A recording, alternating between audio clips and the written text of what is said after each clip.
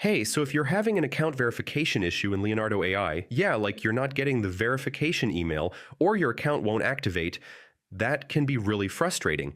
In this step-by-step guide, I'll show you how to fix it. First, check your inbox carefully. I mean, sometimes the verification email is already there but missed. Next, yeah, look in your spam or junk folder. I mean, verification emails often end up there. Now, click resend verification email. I mean, sometimes the first email doesn't arrive properly. Yeah, make sure you use the correct email address. I mean, small typos can block verification completely. Now, sometimes emails are delayed. I mean, wait a few minutes before trying again. Yeah, VPNs or proxies can block verification emails. Try turning them off temporarily. Now, switch browsers or devices. I mean, sometimes verification works better on another setup. Yeah, log out and restart the sign up process. I mean, this refreshes your verification request. If nothing works, contact Leonardo AI support.